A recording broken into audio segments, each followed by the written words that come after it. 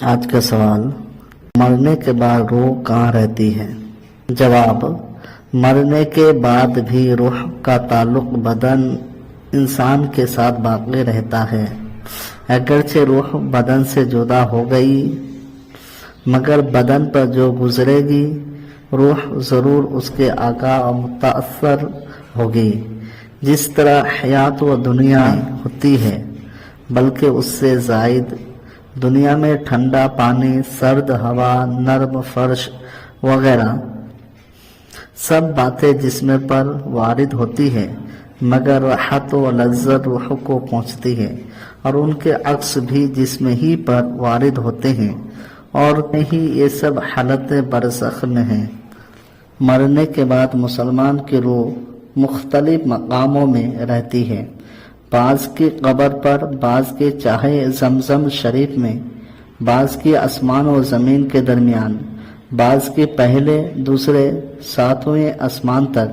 اور بعض کی آسمانوں سے بھی بلند، اور بعض کی روح زیر عرش دلیوں میں، اور بعض کی اعلی علین میں، مگر کہیں ہو اپنے جسم سے ان کو تعلق بدستور رہتا ہے۔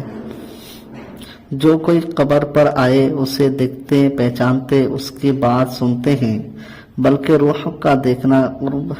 قرب قبر ہی سے مخصوص نہیں۔ اس کی مثال حدیث میں یہ فرمائی ہے کہ ایک طائر پہلے قفس میں بند تھا اور اب آزاد کر دیا گیا۔ کرام فرماتے ہیں، بے شک پاک جانیں جب بدن کے علاقوں سے جدا ہوتی ہیں عالم بلا سے مل جاتی ہے اور سب کچھ ایسا دیکھتی سنتی ہیں جیسے یہاں حاضر ہیں۔ کافروں کی خبیث روحیں بعض کی ان کے مرگھٹ یا قبر پر رہتی ہیں اور بعض کی چاہے برہوت میں کہ یمن میں ایک نالہ ہے، بعض کی پہلی، دوسری، ساتویں آسمان تک، بعض کی اس کے بھی نیچے سجین میں، اور وہ بھی کہیں ہو جو اس کی قبر یا مرگھٹ پر گزرے اسے دیکھتے، پہچانتے، بات سنتے ہیں، کہیں جانے آنے کا اختیار نہیں، یہ قید ہیں۔